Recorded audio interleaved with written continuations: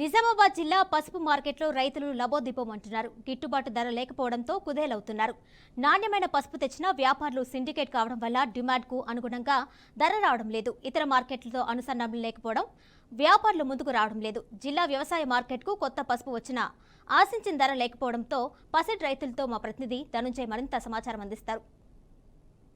అగమ్యగోచరంగా మారింది. అత్యధికంగా నిజామాబాద్ జిల్లాలో పసుపు పండించే రైతుల కష్టాలు మాత్రం రోజు రోజుకు దయనీయంగా ఉన్నాయి. ప్రస్తుతం ఇక్కడ మార్కెట్ యార్డ్లో పసుపు రైతులు పసుపు రైతులతో మాట్లాడే ప్రయత్నం చేద్దాం. చెప్పండి మీరు, ఎందుకంటే గతంలో చూస్తుంటే మనకు పసుపు రైతు పండించాలంటేనే భారంగా ఉండే పరిస్థితి ఉండే, ఇప్పుడు ఎట్లా అనిపిస్తుంది? కూలీల కొరత కానీ ఏదైనా కానీ ఇప్పుడు దొబ్బులకి 100 ఉండే, ఈసారి 200 అయింది.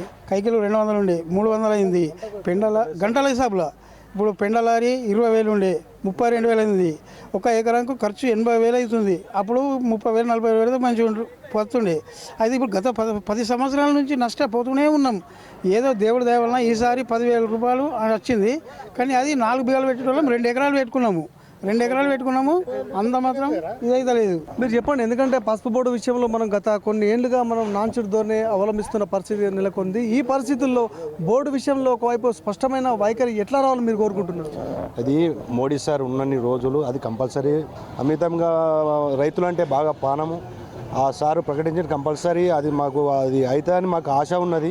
కాకపోతే ఆ పసుపు బోర్డు కాకపోతే పసుపు అంతరించిపోయే మీరు చెప్పండి, ఎందుకంటే పసుపు దిగుబడి తగ్గుతుంది కాబట్టి రేటు మాత్రం పెరిగిందని చెప్పేసి ఒకవైపు ఆవేదన సైతం మనకు ఉన్నది. ఎందుకంటే గతంలో చూస్తుంటే మనకు పసుపు మార్కెట్లో తీసుకురావాలంటేనే మనం భయంతోనే ఉండేది. ఎకరాకు ఎంత ఖర్చు వస్తుంది, దానివల్ల దిగుబడి తగ్గించడానికి కారణం ఏంటి అనుకోవచ్చు? ఒక ఎకరానికి పసుపు ఈ విత్తనం ఖర్చే 50,000 ఉన్నది విత్తనానికి.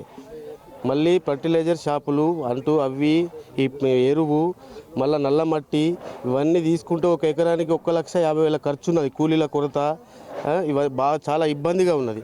కట్టెలు మళ్ళీ ఈ యంత్రాలతో పసుపు బయలు చేయాలంటే ఖచ్చితంగా కట్టెలు కావాలా.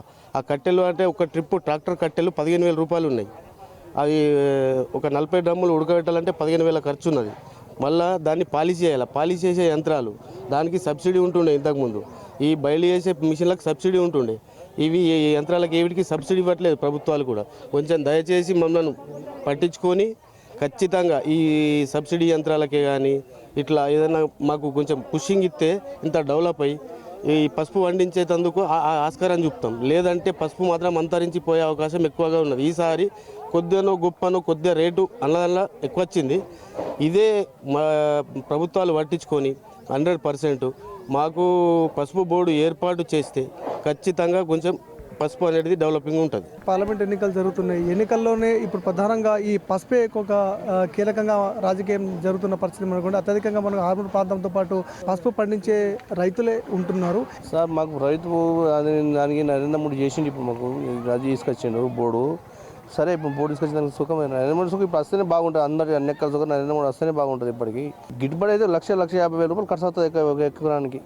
మీకు గుర్తు అందరికి ఎక్కడ సరే ఏ యంత్రాల సుఖం ఇప్పుడు సబ్సిడీ ఇస్తలేదు ఎక్కడ. ఇది ప్రస్తుతం మనం చూస్తున్నాం. ఎందుకంటే పసుపు రైతుల పరిస్థితి ఒకవైపు దయనీయంగానే ఉన్నదని చెప్పొచ్చు. పసుపు బోర్డు ప్రకటించడం అత్యంత అనివార్యమని చెప్పేసి ఇటు రైతులు సైతం కోరుతున్నారు. ఇది ఇక్కడ తాజా పరిస్థితి. O2 studio.